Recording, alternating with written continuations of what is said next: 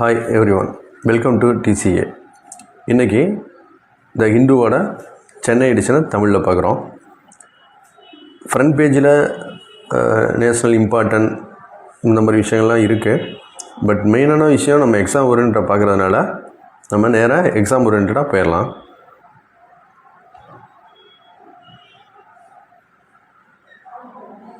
Exam oriented அப்படின்னா Mohamed Muizzu to meet Modi request India support over looming economic crisis. அதாவது மாலத்தீவு அதிபர் இந்தியாவோட பிரதமரை சந்தித்து அவங்களோட பொருளாதார பிரச்சனைகளுக்கு சால்வ் பண்ணுற மாதிரி ஹெல்ப் கேட்டிருக்காரு.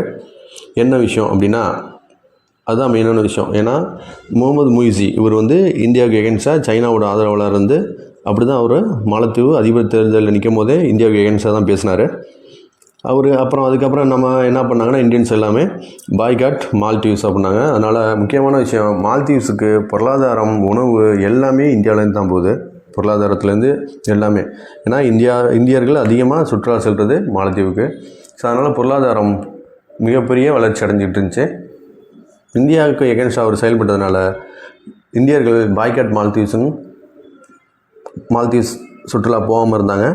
ஸோ அதனால் பொருளாதாரம் அவங்களுக்கு நிறையா அடி வாங்கிடுச்சு. ஸோ அதனால் இந்தியாவோட உதவி கேட்டு வர்றாரு. இந்தியாவும் மாலத்தீவை ஃப்ரீயாக, அதாவது எப்படின்னா கண்டுக்காமல் விட்டுற முடியாது. ஏன்னா அதாவது மாலத்தீவு இந்தியாவோட மிக முக்கியமான ஒரு நெருங்கிய நட்பு நாடு. அது மட்டும் இல்லாமல் இந்திய பெருங்கடலில் மிக முக்கியமான ஒரு வழித்தடத்தில் மாலத்தீவு இருக்குது. ஸோ அதோட நட்பு நமக்கு தேவை. நம்ம அதை விலகினோம் அப்படின்னோன்னா சைனா கிட்ட போயிடுவாங்க. ஸோ அதனால் என்ன பண்ணுறாங்க, நம்மளும் அவங்களோட சப்போர்ட்டை கொடுக்குறோம். நம்ம அவங்களுக்கு சப்போர்ட்டை கொடுத்து அவங்கள நம்ம கண்ட்ரோலில் வச்சுருக்கோம். பொதுவாக மாலத்தீவு அதிபர்கள் யாரெல்லாம் ஃபஸ்ட்டு மாலத்தீவு அதிபர் ஆகிறாங்களோ, பதவி ஏற்றுக்கிறாங்கன்னா அவங்க முதலாக இந்தியாவுக்கு தான் வருகை புரிவாங்க. ஆனால் முகமது முய்ஸு மட்டும்தான் என்ன பண்ணார், ஃபஸ்ட்டு எடுத்தோன்னே டர்க்கிக்கு போனார். அதுக்கப்புறம் யுஏஇ யுனைடெட் அரபு எமிரேட்ஸ் போனார். அப்புறம் சைனா போனார். அதுக்கப்புறம் பிரதமர் மோடி பதவி ஏற்றுக்கிறப்ப வருகை வந்தார். இப்போ தான் அதிகாரப்பூர்வமாக உதவி கேட்டு வந்திருக்காரு.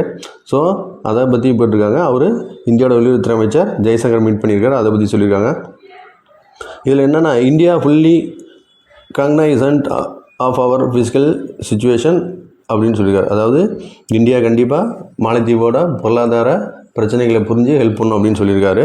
ஸோ அதுக்கேற்ற மாதிரி ஸ்டேட் பேங்க் ஆஃப் இந்தியா என்ன பண்ணியிருக்காங்கன்னா, மாலத்தீவு கவர்மெண்ட்டோட $50 மில்லியன் மதிப்பில் பாண்ட்ஸை வாங்கியிருக்காங்க. ஸோ இது எல்லாமே மாலத்தீவுக்கு சப்போர்ட் பண்ணுறது மாதிரி தான். அதை பற்றி சொல்லியிருக்காங்க. அடுத்ததாக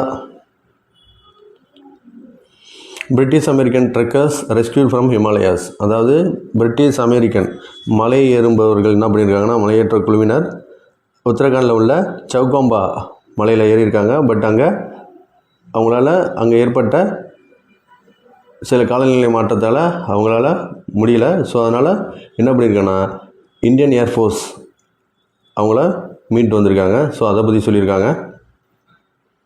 அப்புறம் judiciary legislature have no executive authority says vice president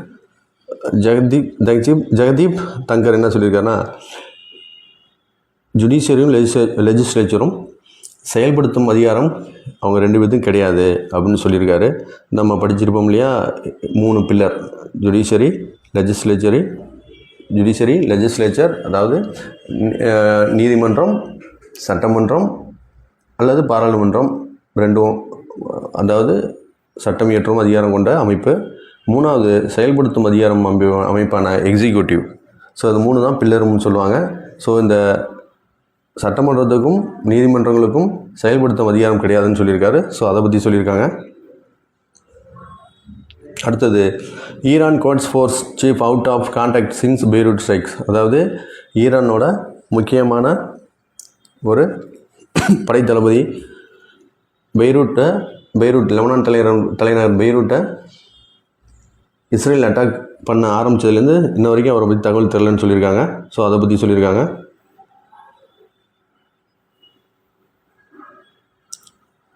most probably exam ரிலேட்டடாக உங்களுக்கு எல்லாத்தையும் கவர் பண்ணியிருப்போம். உங்களுக்கு யூஸாக இருக்கும்னு நினைக்கிறோம். நீங்கள் அதை கொஞ்சம் கவனிச்சுக்கோங்க, படித்து பாருங்கள். நன்றி, வணக்கம்.